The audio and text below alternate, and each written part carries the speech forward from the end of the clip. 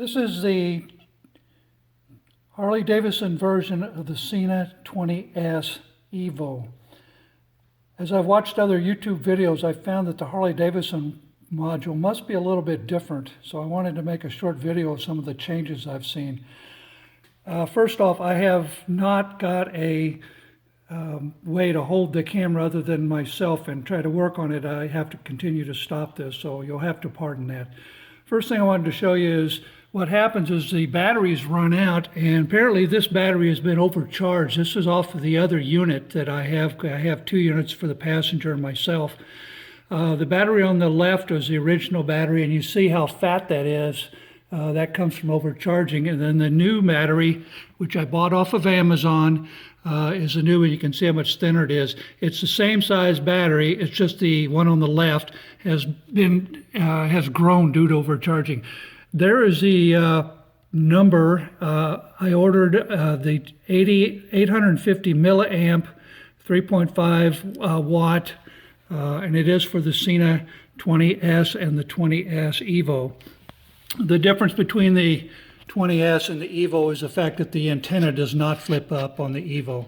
So what I'm going to do is I'm going to remove this wheel on here on front, and then also on the back I will be removing, there's 5 screws. These are a small Phillips screw.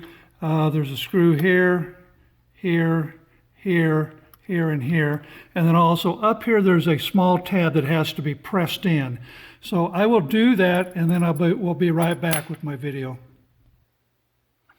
All right, I have now removed the 5 Phillips screws. They're very small, so you want to kind of keep those together so you don't lose them. What I did first was loosen up this wheel, but I did forget to show you that in order to get this wheel off, what you need to do is you need to come underneath this edge here and just put a screwdriver in there and just sort of easily pry up. It essentially mounts in the center.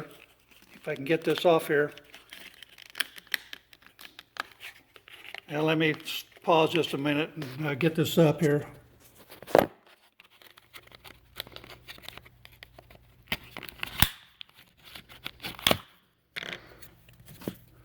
So essentially, here's the wheel that comes off, and again, it just simply pries straight up. It's just got a little bunch of splines in there. So anyway, that's how that works. So you can now then take this off of here, and this is what this unit looks like. And the thing that kind of threw me at first off was the way that this motherboard actually sits in here, and you can see the battery underneath it. The problem I ran into that I did not see in the other videos is how to get that battery out of there, because this board is completely covers the battery. So what you have to do that I found is along this back edge there are a bunch of pins, and what you have to do is very gently lift this board up here and just sort of pry it up, and it'll sort of like swivel as it goes up, and that's what you'll want to do. You want to kind of swivel it up. So I'm going to go ahead and remove that, and again I apologize, I'll have to pause the video in order to be able to do that. Okay, I have now loosened this board. The best thing I can suggest if you're trying to remove this, because it is a rather difficult thing to get it to move, is you'll want to pry where these pins are, which is on this side here, away from the this antenna thing. You'll essentially want to pry this board out a little bit this direction. Now this volume control will kind of stop you from going too far, but you kind of want to work this edge loose so that you can eventually get this thing to tip up and out. You'll see this is how the pins are on this thing, and they're kind of at an angle. So and those are going to have to be worked back in as you put this back together. This board has to come out though in order to replace this battery, because you will not be able to get to in this down here where the battery plugs in. You will not be able to get to that unless you get that board out of the way. It completely hides that. So you can see this battery here is very fat looking compared to the new size battery. And again, these are the same size battery. It's just that the one that's in there right now is very fat.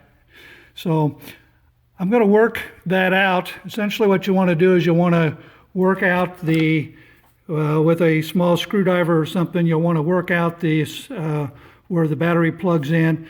This battery on this particular model, I have found that these batteries are sort of like, they've got some kind of a sticky tape substance underneath them, so you kind of got to work on prying them out a little bit. But just kind of note how it runs. The battery goes in this way. The wires are actually underneath the battery.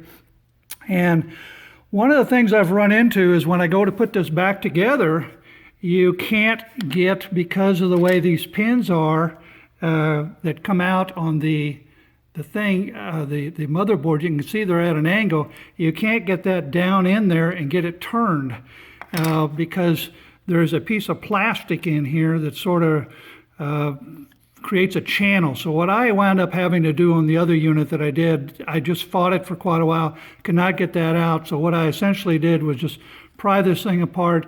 It's a very thin piece of plastic. Here's the other one that I pulled out here, and I essentially just broke it off. And that allowed me then to be able to get this board in there the way I needed to. And you have to work these back into the slots. Just be patient. You can't get them. Just kind of watch and get started on the right hole for the right pin, and you'll be able to get it in. So essentially that's what you have to do. So I'm going to work on getting this battery out of here, get the new one installed, and then I'll come back. I now have the new battery installed. It's simply a matter of pulling this connection out. Just pull it out with a very small screwdriver edge. Pull the old one out. Insert the new one. You can insert it with your fingertip or a small screwdriver by pushing on it. And then lay the battery in here. And what I also did while I had this part was I did break this piece off. I've left it in here so you can see what I'm talking about. But I'm going to essentially go in here and just pull it out with a pair of pliers here. But that's the piece right here that I just laid down here. I'm sorry, my camera work isn't the best. But anyway, this piece here I just pulled out. That piece was in right in here in this edge area here where these pins are going to go off this motherboard that I'm going to have to install. So I'm going to work on installing that. Again, it's going to kind of go in here. I'm going to get that actually over the control volume control thing, work those pins into the slot.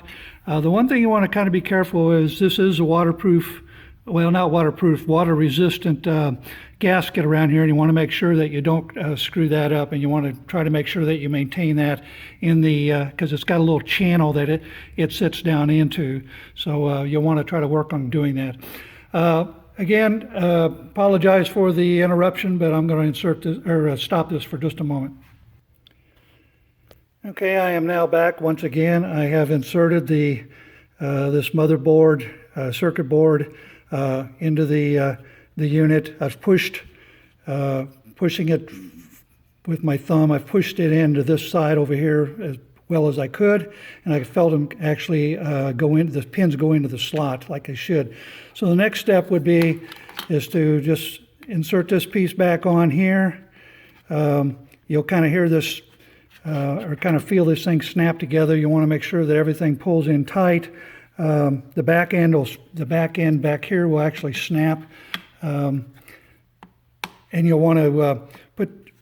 What I did was I put a couple screws in, turned the unit on, plugged it into my helmet, and made sure that it was communicating before putting all the screws in. But that's essentially what you have to do. So again, purpose of the video was this one just seemed to be a little bit different from other videos I saw. But you know, if your unit starts fading like mine did, I used to get all day riding, and it got to the point where the other day I rode 9 miles, and it had stopped on me. So I started doing some looking up and found out you can order this battery. One video I watched, this end on the battery, the guy actually had to splice the end on that went with this unit because the original battery he bought did not have it. But you can now buy it with that end on there. And again, I found them on Amazon. I've bought both of them. They were roughly $19 to $20 a piece. I bought both of them for I think $39 and something. So anyway, that's hopefully this will help some of you because like I said, I struggled a little bit trying to get the battery in around this circuit board. So have a good day, everyone.